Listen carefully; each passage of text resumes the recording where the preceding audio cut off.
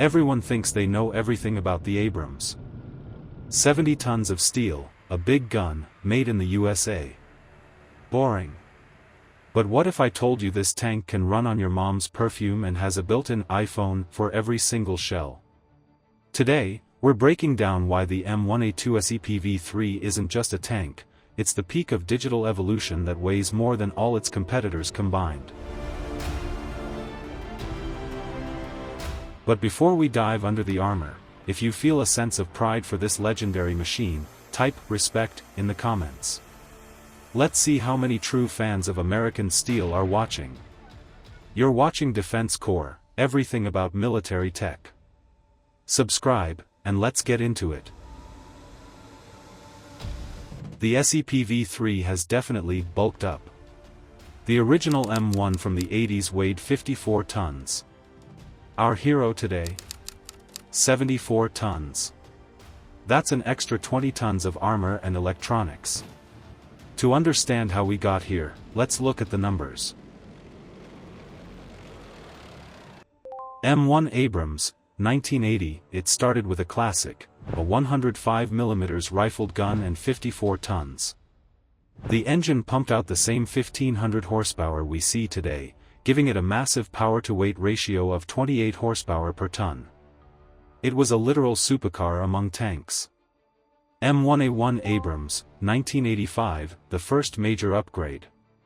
Weight jumped to 63 tons due to the new 120mm smoothbore gun.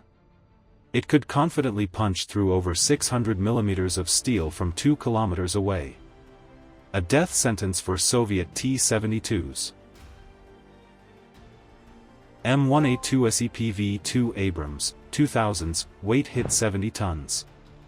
This was the start of the digital era, featuring second-gen depleted uranium armor. Protection was equivalent to nearly 900mm of steel, but maneuverability started to fade. M1A2 SEPv3 Abrams, today, the final boss. 74 tons. Along with the new NGAP armor, they added reinforced hull protection against mines and IEDs. This is a digital fortress where the generator pumps out 1000 amps just to keep the systems alive. But the real magic is inside. The SEPv3 features the ADL, Ammunition Data Link. Now, the tank literally talks to the shell before firing, programming it to explode in the air or only after piercing a wall. Even more, the SEPv3 is armed with the new M829A4 round. Its depleted uranium core is so powerful it ignores even the most advanced modern explosive reactive armor. And the trophy active protection system creates an invisible dome around the tank, intercepting incoming missiles before they even touch the hull.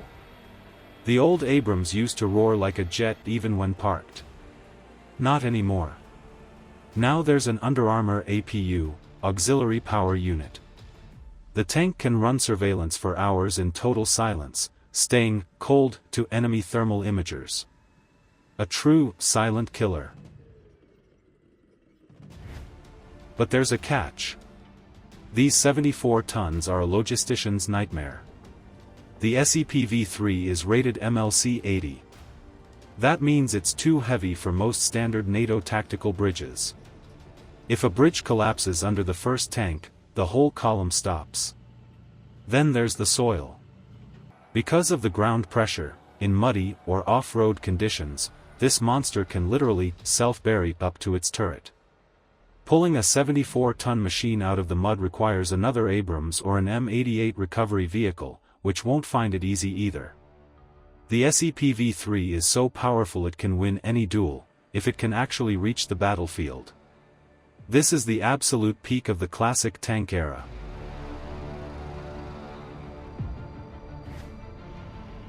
Is this much power worth the wait? Or have drones already made this 74-ton computer vulnerable? Type "respect" in the comments if you're all about American muscle, or share your thoughts on the Leopard. You've been watching Defense Core. Subscribe so you don't miss our breakdown of the secret AbramsX. And make sure to check out our video on US aircraft, link on the screen.